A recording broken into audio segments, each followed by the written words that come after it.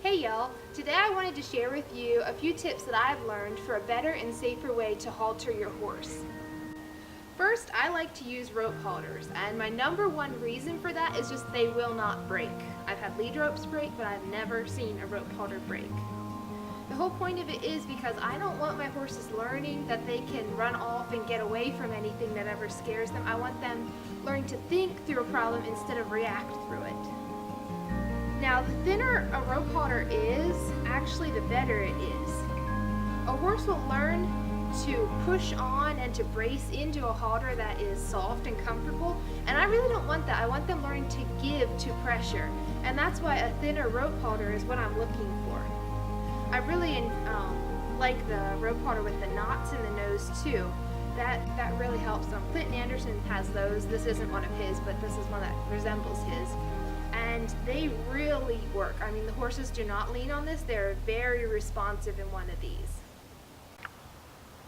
One thing a horse will learn to hate is you walking up, grabbing its face, and shoving it into a halter.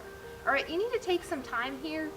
Walk up nice and easy, pet it, and then ask for the head. Don't just go grabbing it right away. But I mean, don't take this to extremes like you need to hang around it for hours or anything.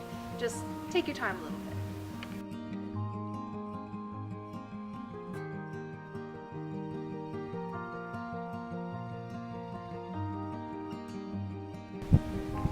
Once you're ready to put the halter on, make sure you're in the right position. You don't want to be out in front of him, and you also don't want him having his head turned away that you have to reach out around him to put the halter on. Alright? Stand right by his shoulder or right up to the neck sort of, and just scoop his head into you. Like, pull it right in, keep it nice and steady right there, and then put the halter on. Ask him to be respectful by keeping his head next to you, tucked in. Like, he doesn't have to pull his head away all the time. That's not respectful. Ask him to keep it nice and steady and still right there.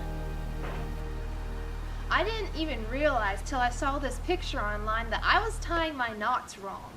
Like, I didn't even know there was a wrong way to tie it, but there is, because if you tie the knot over the top your loop, it actually creates a way that it will come undone if you're pulling enough on it. I've had it when I'm lunging that it'll just come right out. So the thing is, you got to remember to have it looped around the bottom of the knot and tied underneath the knot. I don't think it matters either way if you're going from the left or the right, but it needs to be underneath the knot to hold it steady.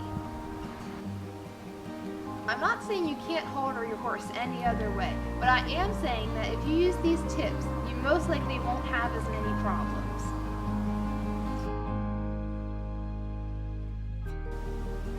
Hey y'all, today I wanted to share with you a few tips that I've learned for a better and safer way to halter your horse. And that's where it's going to stop right there.